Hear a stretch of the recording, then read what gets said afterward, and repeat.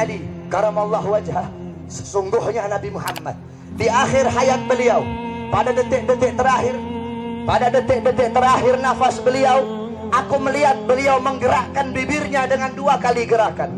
Ketika itu aku mendekatkan telingaku. Ketika aku mendekatkan telingaku, aku mendengar beliau berkata, ummati, ummati, kata beliau. Ketika itu saudara-saudara, ketika itu Allah berkata kepada Jibril, wahai Jibril, engkau turun, beritahu kepada Muhammad bahwasanya aku memberikan kepada dia 2 pilihan. Apakah dia akan memilihku atau dia memilih dunia? Kalau dia memilih dunia, akan aku panjangkan umurnya. Kalau dia memilihku, katakan kepadanya akan datang kematiannya pada hari ini. Datang Jibril membawa pesan tersebut, kemudian disampaikan kepada Nabi. Kata Nabi, wahai Jibril, sampaikan kepada Allah bahwasanya aku lebih memilih Allah subhanahu wa ta'ala. Kehidupan yang sebenarnya bagiku bukan dunia. Kehidupan yang sebenarnya bagiku ketika ruhku berpindah berjumpa kepada Allah subhanahu wa ta'ala.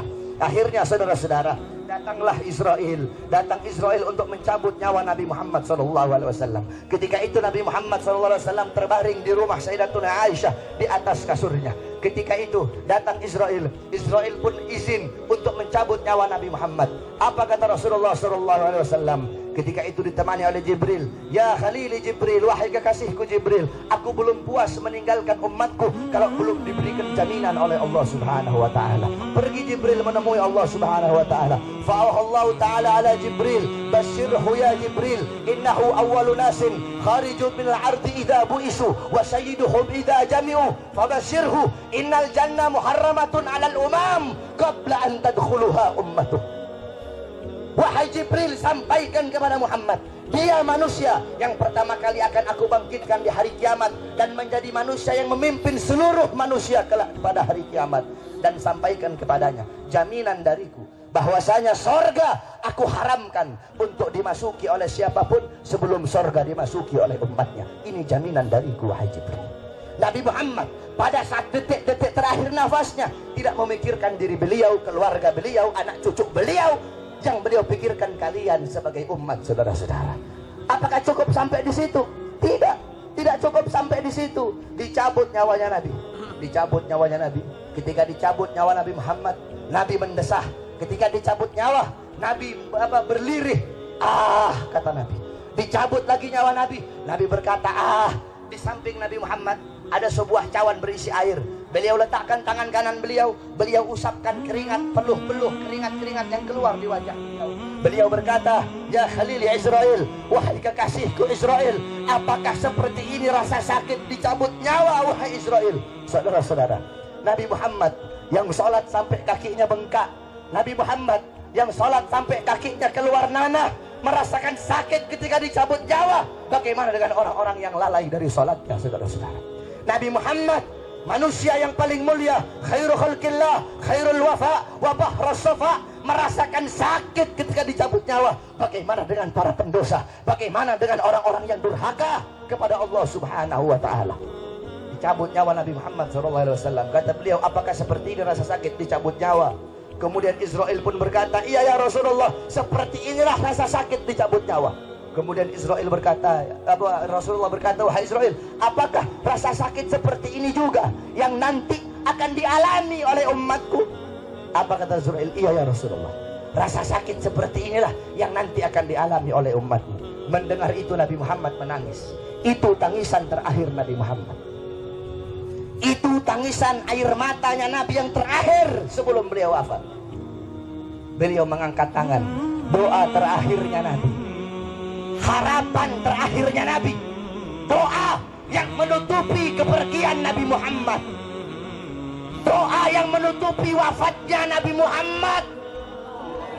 Beliau mengangkat tangan, mengadahkan tangan kepada Allah subhanahu wa ta'ala. Allahumma khaffif ala ummati fi sakratil maut. Ya Allah, ringankanlah. Ya Allah, permudahkanlah sakratul maut umatku. Ya Allah, ya Allah, aku nabi mereka, aku pemimpin mereka, aku penanggung jawab mereka. Berikan seluruh rasa sakit sakratul maut mereka kepada aku ya Allah. Biar aku menanggung rasa sakit sakratul maut umatku ya Allah. Umatku tidak akan kuat, Umatku tidak akan mampu ya Allah. Biar aku menanggung seluruh sakratul maut mereka. Berikan rasa sakit sakratul maut mereka kepada aku ya Allah. Di mana kalian untuk Nabi Muhammad? Apa yang telah kalian lakukan untuk Nabi Muhammad SAW? Sudahkah kalian menyenangkan hatinya Nabi? Sudahkah kalian mengorbankan jiwa, nyawa, darah, harta kalian untuk Nabi Muhammad SAW? Para sahabat-sahabatnya Nabi mengorbankan jiwanya, nyawanya, darahnya, hartanya.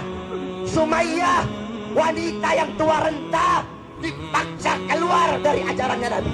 Dikubur setengah badan, ditombak, keluar isi perutnya, dicambuk. Hei Sumayyah, keluar kamu dari ajaran Nabi. Apakah Sumayyah lebih memilih kesenangan dunia? Apakah Sumayyah lebih memilih kebebasan dunia?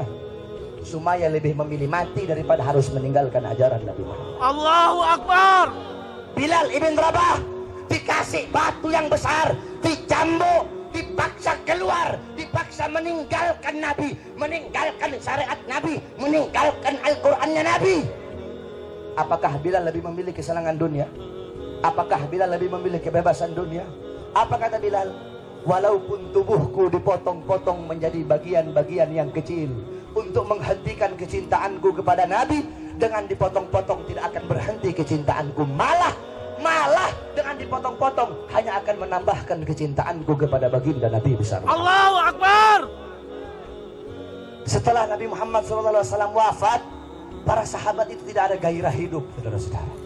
Ada seorang wanita yang dimana galat ya Aisyah, ikshif li qabrin Nabi. Wahai Aisyah, hingkapkan, bukakan bagiku kuburnya Nabi. Dibuka kuburnya Nabi, masuk ini perempuan di depan kuburnya Nabi. Fabakat hatta matat. Itu wanita menangis depan kuburnya Nabi sampai dia mati.